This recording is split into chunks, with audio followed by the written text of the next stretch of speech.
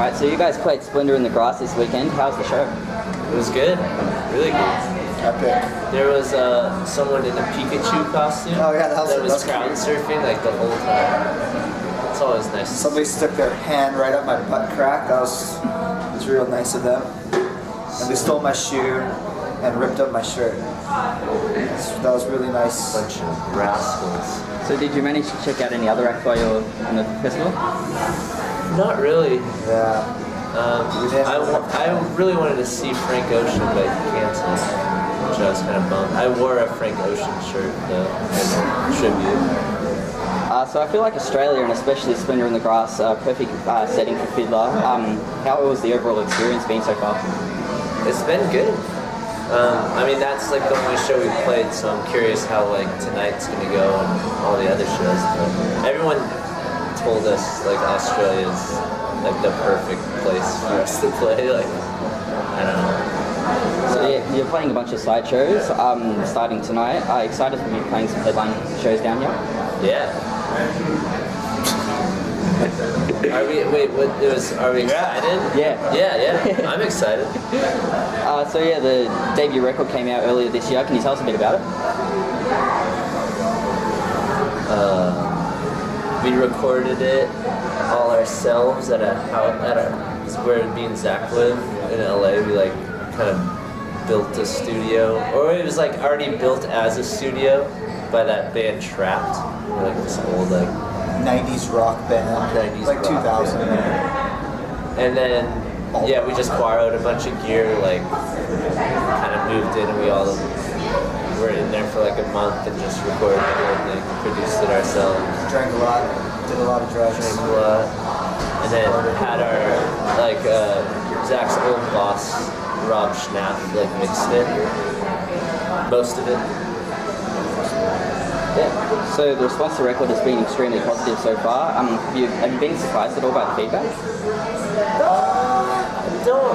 I don't think we think too much about the feedback. Like try not to like we like it, and that's all that kind of matters. I guess. But it's cool that people are into it. Yeah, people are responding to it, which was unique. I didn't think it would get like. I didn't think we would be playing Australia. Like I didn't think that. Yeah, I think it's like what happened.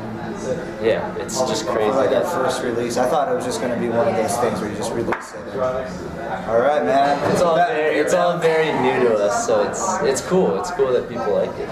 So all of your releases so far have been DIY. Will you guys continue to go down this path? I think as much as we can. We like doing stuff ourselves. Like it's. Yeah. I mean, we kind of understand our band more than anyone. You know, Yeah. we have like a vibe and like a sound. We like being in the studio and recording stuff ourselves. So, but we're not like opposed to working with other people. It's just. So it seems like a lot more DIY bands are like being recognized lately. Why do you think this is? Because nobody will do it for them. Yeah, and I think it's cool that I don't know, it's like you can do that nowadays, like with just like everything being digital, like recording, and you can make your own record yourself, which is cool that like bands are learning how to do that themselves and like don't need like money from the label. Or yeah, they can do it themselves, and then they can kind of control how they want it to sound and stuff. So it's cool. I'm into it. Yeah. So the production seems to be a step above the releases prior to that. Do you think that you guys are getting better as producers as well as musicians? Oh yeah, for sure. Just like we've been buying new gear too, and recording in different ways and trying different things.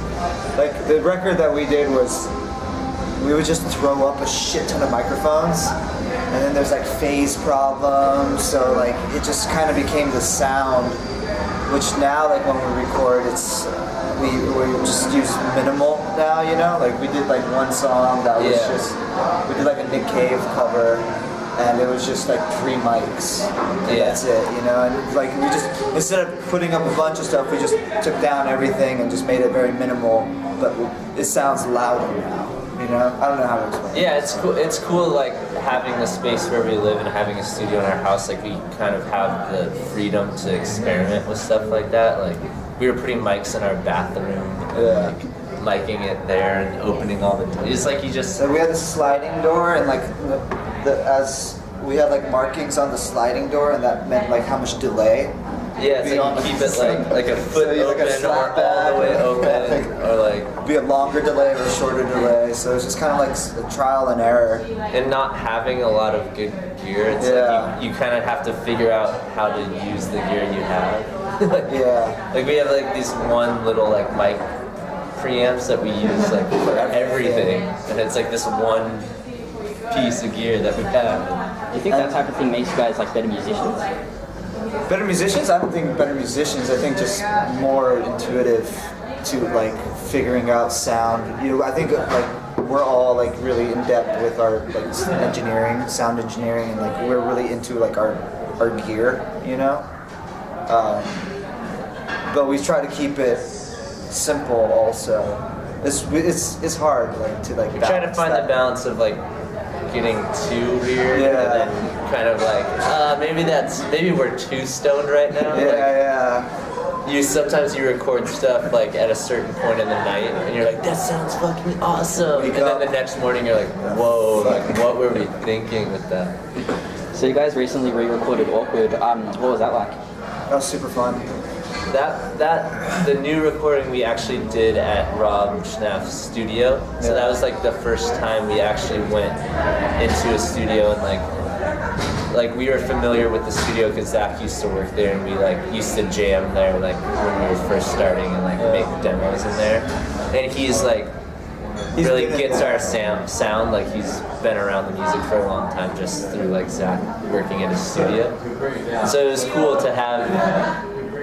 Like we got to just go in and like play the song, and it was a lot less stressful, which is kind of nice. Yeah, we didn't have to like set up someone else anything like doing all the. Just fucking, that's awesome.